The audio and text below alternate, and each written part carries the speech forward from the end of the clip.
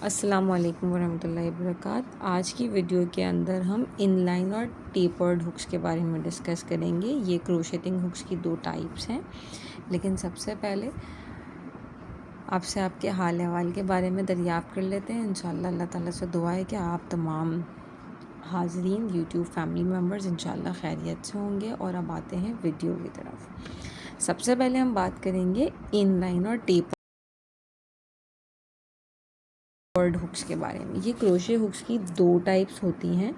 ये है inline hook, hopefully ये मैं आपको दिखा पा रही हूँ, आप क्लियरली देख रहे हैं इसको। ये इनलाइन हुक है और ये जो दूसरा हुक है ये टेपर्ड हुक है।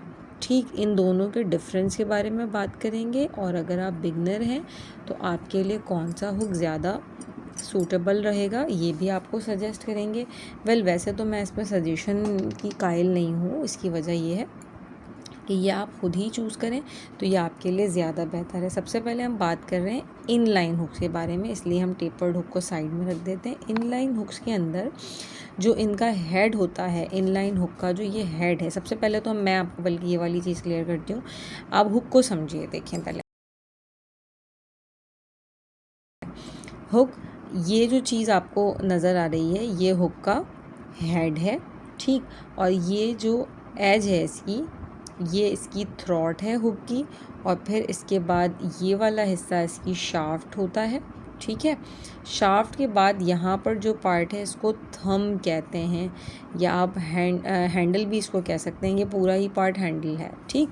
तो ये जो है एक हुक के पार्ट्स हैं। अच्छा, इनलाइन हुक के अंदर आप देखें, मैं अगर आप यहाँ देख पा रहे हैं, इनलाइन हुक्स के अंदर जो हुक होता है ये शाफ्ट के इनलाइन होता है। मतलब जो हुक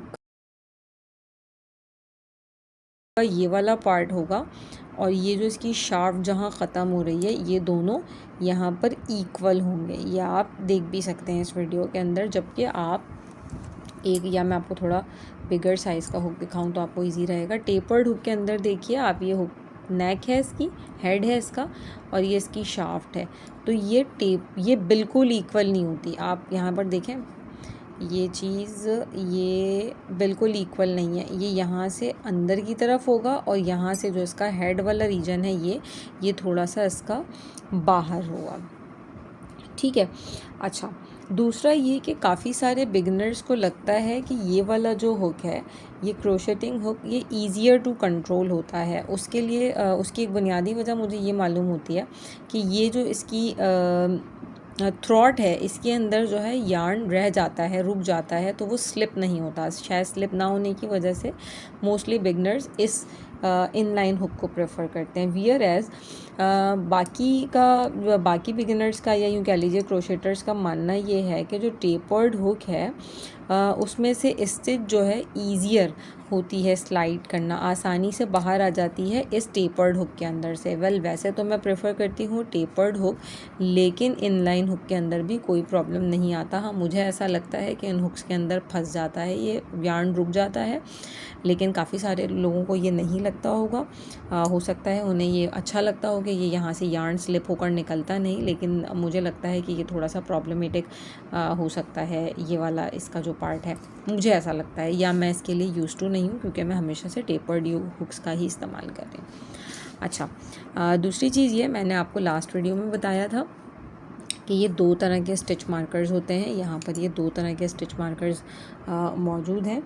और दूसरा ये कि इन स्टिच मार्कर्स को आप किस तरह इस्तेमाल कर सकते हैं, ये भी हम आज की वीडियो में डिस्कस कर लेंगे।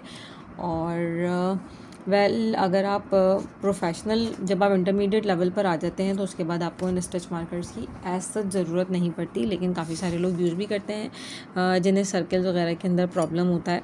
तो सर्कल्स के अंदर लोग प्रेफर करते हैं कि हम जो है स्टिच मार्कर की मदद से हम मार्क करें। अच्छा, तीसरा मैंने आपसे ये कहा था कि अगर आपके पास सिर्फ हुक्स हैं तो आपके पास अब ये वाला जो यार्न का पीस है, ये अबाउट 2 इंचेस का पीस है। ये मैं यहाँ रख कर आपको क्लियरली दिखा देती हूँ। ये यहाँ पर तकरीबन 2 इंचेस का ये पीस है, ये छोटा या बड़ा हो सकता है। तो ये भी आपको स्टिच मार्कर का काम आपके लिए कर सकता है अगर आपके पास हुक की स्टिच मार्कर की अवेलेबिलिटी नहीं है। अच्छा, आज थोड़ा सा डिटेल में देख लेते हैं ये टेपेस्ट्री निडल्स को। ये एक प्लास्टिक वाली मैंने आपको लास्ट वीडियो में शो की थी, ये वाली 2 प्लास्टिक वाली। इसका जो है आप देखें लेंथ जो है इस हुक की, इस निडल की काफ़ी ज़्यादा बड़ी है, ठीक है। इसका आई होल थोड़ा सा छोटा है और इसकी लेंथ बड़ी है। दूसरा ये थोड़ी सी थिन भी है और थोड़ी पॉइंटेड भी है, यानी शार्प है। इसका आई होल काफ़ी बड़ा है। अगर आपका जो यार्न है वो मोटा हो या फिर आपने 2-3-4 स्ट्रैंड्स को गुजारना हो तो इजीली इस हाई होल में से जा सकता है। और इसकी नीडल लेंथ भी काफ़ी ज़्यादा बेहतर है और इसकी जो एज है वो इतनी ज़्यादा पॉइंटेड नहीं है, ठीक। बाकी ये छोटी साइज़ की नीडल्स हैं, ठीक। ये भी इसी तरह इसका आई होल बड़ा है और ये साइज़ में से थोड़ी सी छोटी है लेकिन ऑलमोस्ट सिमिलर है। ये भी इसी तरह कि इसका आई होल छोटा है। अगर आप किसी थ्रेड वगैरह की अगर आप क्रोशेटिंग कर रहे हैं, एमिग्रो में बना रहे हैं, तो उसमें ये आपके लिए काफ़ी हेल्पफुल रहेगी। अच्छा, तीसरी लास्ट टाइम ये वीडियो में एक आपसे मिस हो गई थी, ये वाली जो मेरे पास है ये एक टेपेस्ट्री निडल, ये यहाँ से लास्ट वाली की तरह, इसकी तरह ये रेड वाली की तरह थोड़ी सी पॉइंटेड है, यहाँ से पॉइंटेड और टेपर्ड है। इसका आई होल थोड़ा सा छोटा है, जबकि इसका आई होल जो है ये बेसिकली इसकी टाइप है। इसका आई होल थोड़ा बड़ा और इसकी जो एज है वो थोड़ी सी ब्लंट है, थोड़ी मोटी है, तो ये भी अच्छी है। ये भी काफ़ी ज़्यादा कारआमद होती है। और ये तो खैर ये स्विंग निडल्स हैं, ये मेरे साथ ही रहती हैं। अगर किसी चीज़ की स्विंग वगैरह करना हो तो ये साथ ही हैं। अच्छा, आज हम बात करेंगे कि किस तरह से आप स्टिच मार्कर्स काउंटर्स को यूज़ कर सकते हैं। काउंटर्स को यूज़ करने के 2 तरीके हैं। देखिए,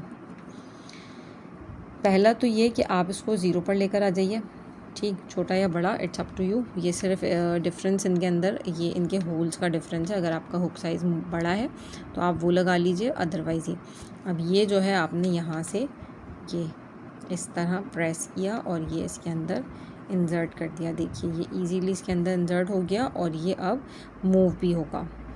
आप इसको इजीली रोटेट कर सकते हैं बग़ैर किसी परेशानी के। ये देखिए जनाब, होपफुली मैं आपको दिखा पा रही हूँ कि ये वाला ज़ीरो पर आ गया और अब इसको भी हम ज़ीरो पर लेकर आते हैं, ये भी ज़ीरो हो गया, ठीक।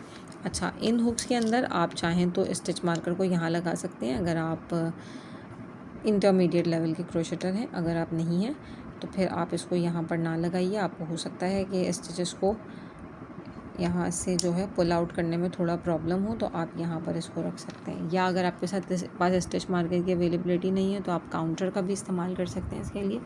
अभी इस वक्त मेरे पास नियर बाय नहीं है, वरना वो भी मैं आपको दिखा देती, ठीक। अच्छा, हुक्स की बात हम कम्प्लीटली कर चुके हैं, तो आज हम देखेंगे स्लिप नॉट लगाने को। ये जनाब, ये देखिए, ये आपके पास यार्न है, ठीक है। हमने करना क्या है स्लिप नॉट लगाने के लिए, देखिए ये वाला जो हिस्सा है जो आपके इस बॉल के साथ में जो है चल रहा है, ये आपका वर्किंग यार्न है, ठीक। आप क्या करेंगे स्लिप स्टिचिंग के लिए आपको सिंपली आपको ऊन को, ये सबसे सिंपलेस्ट वे है जो मैं आपको बताने जा रही हूँ। आपने इस तरह से पकड़ना है, या आपने स्लिप स्टिच के लिए ऊन को होल्ड कर लिया, या आप फिर दोबारा देख लीजिए, ये 3 उंगलियां, ये 2 उंगलियों के अंदर ये यहाँ दबाया हुआ है, ये एक मिडिल फिंगर और थंब से मैंने इसको यहाँ पर रोक लिया। और रोकने के बाद अभी आपने कुछ नहीं करना, अपने राइट हैंड से यहाँ से इसको निकालना है, पुल ऑफ करना है, और कुछ ना कीजिए, सिर्फ़ और सिर्फ इसको इस तरह से टर्न कीजिए और ये देखिए बन गया ना एक मज़ेदार सा लूप, ठीक है। मैं शायद क्लियरली दिखा पा रही हूँ, ये देखिए ये एक बन गया लूप। अच्छा, अब इस लूप के बाद आपने यहाँ से इस लूप को पकड़ना है, और पकड़ने के बाद यार्न वापस इस तरह से आप होल्ड करेंगे, और होल्ड करने के बाद आप ले लीजिए 3.5 mm का हुक, या जो भी आपके पास इस वक्त अवेलेबल है, और इसके अंदर से आपने यूं करके इसको गुजार देना है। और गुजारने के बाद yarn yarn over and pull through। अब पुल करने के बाद आप अपने लूप को छोड़ेंगे और उसको ऊपर की जानिब खींचेंगे। ये टाइट हो गया। अब जब ये टाइट हो गया है, ये देखें स्लिप स्टिच बेसिकली इसे कहते क्यों है, नॉट या स्लिप स्टिच। ये देखिए ये खुल के वापस अपनी जगह पर आ गया है ऊन। दोबारा हम इसी तरह करेंगे। Hold the yarn between the thumb and the middle finger, और ये आप दूसरे हाथ की मदद से इसको लूप बनाएंगे, और लूप बनाने के बाद इसमें आप हुक इंसर्ट करके यार्न ओवर, और ये आपने नीचे वाले लूप को छोड़ के ऊपर वाले लूप को टाइट करना है। आपने ऊपर वाला लूप को टाइट कर लिया। अब इस लूप को टाइट करने के बाद हम क्या करेंगे कि इसको थोड़ा सा पुल करेंगे, इतना पुल करेंगे कि हमारा जो हुक है वो इजीली इसके अंदर मूव कर सके।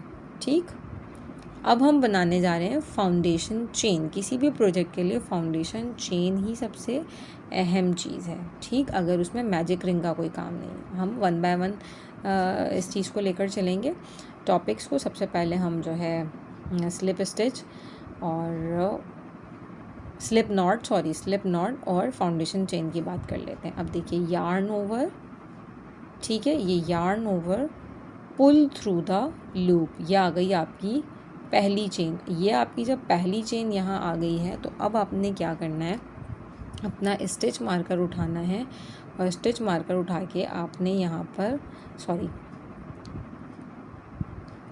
पर आपने 1 मार्क कर देना है। ठीक है, ये हमने 1 मार्क कर दिया। होपफुली आपको नज़र आ रहा होगा। ठीक, नेक्स्ट वन एक हम बना चुके। ये yarn over pull through the loop 2 stitches, yarn over pull through the loop 3 stitches, yarn over 4 stitches, yarn over 5 stitches। ये देखिए आप यहाँ पर आपको फिनिशिंग चाहिए तो आपको यहाँ पर टेंशन के ऊपर काम करना होगा। आप टेंशन के लिए यहाँ अगर आपको कोई प्रॉब्लम है तो आप इस तरीके से 2 बल भी दे सकते हैं। 2 बार आप यार्न को अपनी फिंगर के ऊपर आप घुमा लीजिए, आपको इजी हो जाएगा। ये खिंचती रहेगी, इस तरह आपकी टेंशन मेंटेन रहेगी। दूसरी बात, मुझे ये वाला कन्वीनियंट नहीं लगता, मुझे ये थोड़ा प्रॉब्लमेटिक लगता है, तो इसलिए मैं प्रेफर करती हूँ कि मैं इस तरह से यार्न को पकड़ूँ, ये लास्ट की 2 फिंगर्स में, और इस तरह अपनी फाउंडेशन चेन होल्ड करके और मैं बनाती जाऊँ। ये मुझे बहुत अच्छा लगता है और ये सबसे सिंपलेस्ट मेथड है, मुझे ऐसा लगता है। ठीक, yarn over pull through the loop। ठीक, अब हम काउंट करते हैं कितनी चेंज हो गई। 1 2 3 4 5 6 7 8 9 और ये 10। ठीक, देखिए अब आप 1 2 3 4 5 6 7 8 9 एंड 10 स्टिचेस। ये वाला जो लूप अब आपको हुक पर नज़र आ रहा है, ये वर्किंग लूप है। ठीक है, ये काउंटेबल नहीं है, लेकिन अब हम यहाँ पर एक और काउंट करेंगे। It is 11 foundation chains. ठीक, अब अगर आपने 11 से ज़्यादा बनानी है और आप भूल गए, आपने अगर आप ब्लैंकेट बना रहे हैं या आप किसी किस्म के टोपे बना रहे हैं, हेड बैंड्स बना रहे हैं, मेरा सजेशन ये है कि आप हेड बैंड से स्टार्ट कीजिए। ईजी होते हैं, ईजीली बन जाते हैं, और इंशाल्लाह हम सबसे पहले उसी को बनाएंगे अपनी नेक्स्ट वीडियो के अंदर। तो ये 11 चेन स्टिचेस हो गई हैं। ठीक है, ये फाउंडेशन चेन है, ये फाउंडेशन चेन है हमारी, और ये इसके अंदर जो ये 10 स्टिचेस हैं ये स्टिच काउंट है। ठीक, ये हमारा स्टिच काउंटर आ गया, और ये हमने बनाई है 3.5 mm के हुक से। रिकमेंडेड इसके लिए मैं 4 भी यूज़ करती हूँ। अगर मुझे और मज़ीद थोड़ा बिगर और बेहतर चाहिए तो मैं 5 mm का हुक भी इसके साथ लगा लेती हूँ। इट डिपेंड्स ऑन यू कि आप छोटा या बड़ा कर सकते हैं, हुक के लिए कोई मसले वाली बात नहीं है। अच्छा जनाब, अब आज के इस लेसन के अंदर हम इसको यहाँ पर स्टॉप करेंगे और फिर नेक्स्ट वीडियो में हम यहाँ से कंटिन्यू करेंगे। लेकिन मैं अब यहाँ पर आपको एक अहम चीज़ बताती चलूँ जो कभी कभी बाद में पता चलती है। ये वाला जो लूप था जिसे मैंने हुक से निकाला, ये वाला लूप था वर्किंग लूप। ठीक, ये वाला लूप वर्किंग लूप। अच्छा, अब यहाँ पर आपको 3 तरह के लूप्स नज़र आ रहे होंगे। एक चीज़ तो देखिए यहाँ पर ये आपको ये ऊपर वाला लूप और ये नीचे वाला लूप, ठीक है, ये और एक यहाँ पे ये बैक बम्प है, ठीक। होपफुली ये आपको क्लियरली मेरे कैमरा में नज़र आ रहा हो।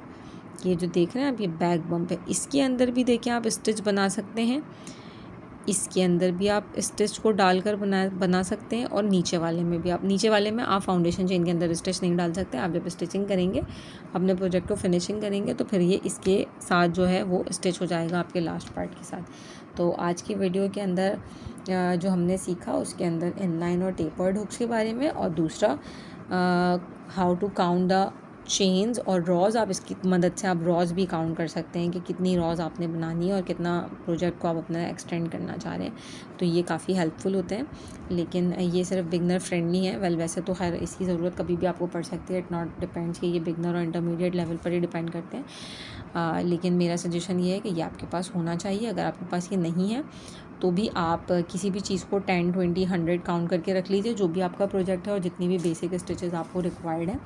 तो आप, अगर आपके पास स्टिच मार्कर नहीं है तो आप उसका कोई ऑल्टरनेट अपने तौर पे जो भी आपको सहूलत लगे आप उस ऑल्टरनेट को इंट्रोड्यूस करवा लीजिए। आपके पास बेसिकली क्रोशे बनाने के लिए सिर्फ और सिर्फ होना चाहिए ये ऊन और किसी भी किस्म का एक हुक, बस, वेरी सिंपल। इंशाल्लाह नेक्स्ट वीडियो में आपसे मिलेंगे, और उम्मीद करती हूँ तब तक आप फाउंडेशन स्टिचेस की प्रैक्टिस करेंगे, और प्रैक्टिस मेक्स मैन परफेक्ट। और अपना बहुत ख्याल रखिएगा और दुआ में याद रखिएगा। अस्सलाम वालेकुम वरहमतुल्लाह, अल्लाह हाफ़िज़।